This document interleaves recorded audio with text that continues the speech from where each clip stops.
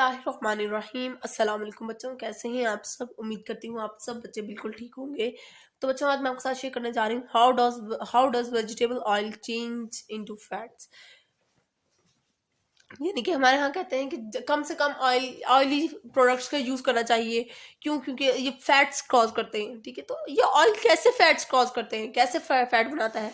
ठीक है, तो ये मैं आज आपके साथ इस के अंदर बेसिकली शेयर करूंगी। इस पैराग्राफ के अंदर a chemical process called hydrogenation changes vegetable oil into solid fat.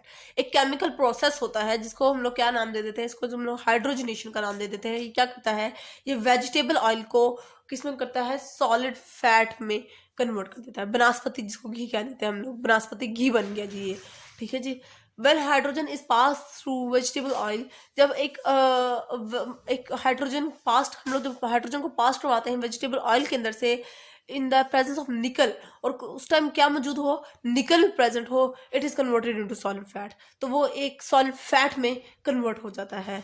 This process is called hydrogenation. और इस प्रोसेस को क्या कहते हैं हम लोग, इस प्रोसेस को हम लोग हाइड्रोजनेशन कहते हैं।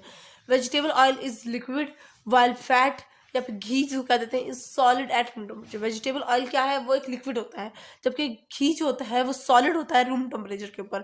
अ large amount of heat is used to bring about this chemical change. और एक काफ़ी ज़्यादा अमाउंट में हीट चाहिए होती है ताकि इस केमिकल चेंज को अकर किया जा सके, इस केमिकल चेंज को किया जा सके।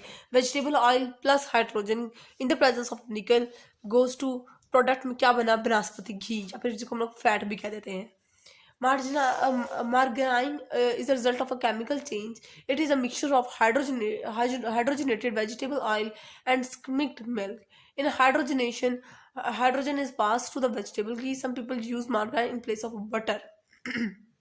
यानी कि कुछ लोग बटर यूज़ करते हैं। अवल तो हम लोग अपनी बातों में भी बटरिंग कर रहे होते हैं, लेकिन कुछ लोग बटर यूज़ करते हैं। ठीक है, तो वो किस तरह से बनाया गया होता है, वो एक केमिकल, वो भी एक केमिकल चेंज के थ्रू बनाया गया होता है। ठीक है, वेजिटेबल ऑयल और स्मिक्ड मिल्क को इस्तेमाल करके बटर बना दिया जाता है। ठीक है और तो हम लोग दिन में कई मरतबा बटर यूज़ कर लेते हैं लोगों को बटरिंग करने में।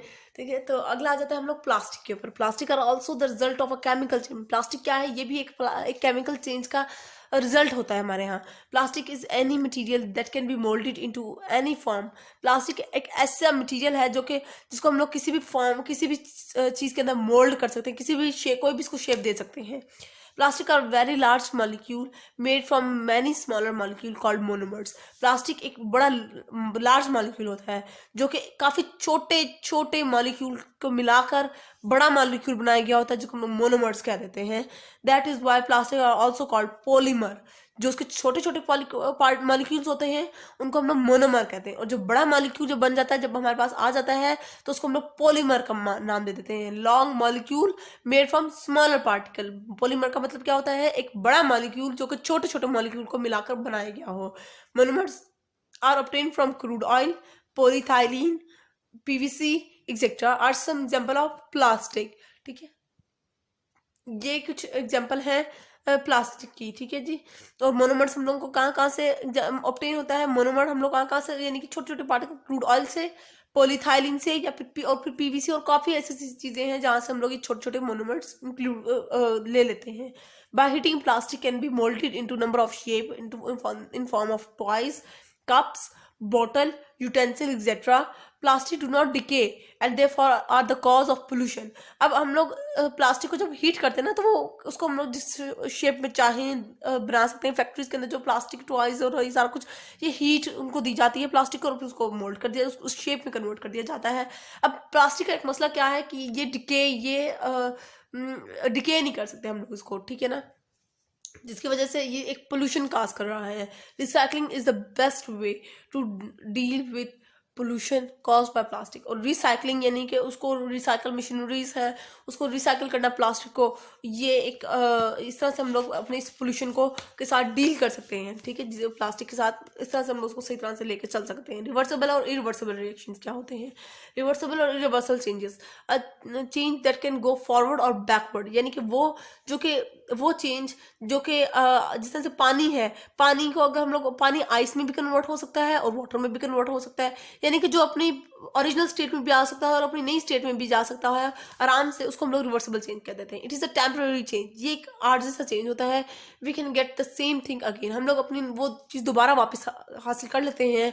Melting of ice into liquid water, switching on the tube light, increase of heart beat during running. अब भागते हैं हमारी हार्ट बीट तेज हो जाती है, लेकिन जब हम लोग रेस्ट पोजीशन में आते हैं तो हमारी हार्ट बीट वापस नॉर्मल पे आ जाती है।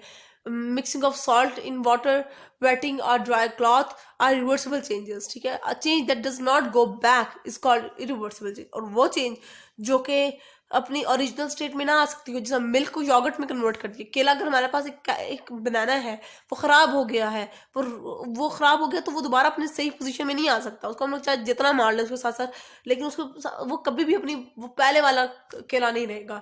It is a permanent change, और ये परमानेंट चेंज होता है, रिवर्सिबल चेंज।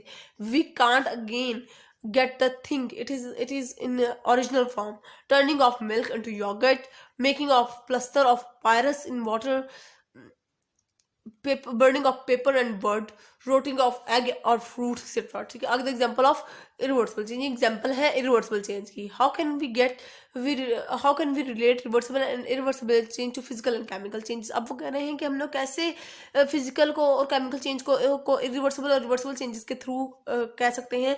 देखिए, फिजिकल चेंज के अंदर भी यही होता था जो रिवर्सिबल चेंज के अंदर होता है, कि चीज़ें अपनी ओरिजिनल स्टेट में वापस आ जाती थी, और ये वो फिजिकल चेंज भी टेम्परेरी था, रिवर्सिबल चेंज भी टेम्परेरी था। जबकि केमिकल चेंज के अंदर चीज़ें अपनी वापस अपनी पोजीशन में नहीं आती थी, इसी वजह से। और रिवर्सिबल चेंज के अंदर भी चीज़ें अपनी वापस ओरिजिनल पोजीशन में नहीं आती, वो भी एक परमानेंट चेंज है, ये भी एक परमानेंट चेंज है। ठीक है, तो इस वजह से केमिकल चेंज और फिजिकल चेंज और रिवर्सिबल और इरिवर्सिबल चेंज के अंदर थोड़ा लिंकेज है। ठीक है, थोड़ा नहीं, काफ़ी ज़्यादा।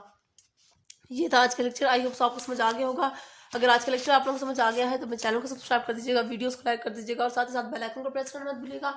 इससे जी मेरे आने वाली हर लेटेस्ट अपडेट्स सबसे पहले आप तक पहुंचेगी। मिलती हूँ किसी और वीडियो में, दुआ में याद रखिएगा, अपना ख्याल रखिएगा। अल्लाह हाफिज़।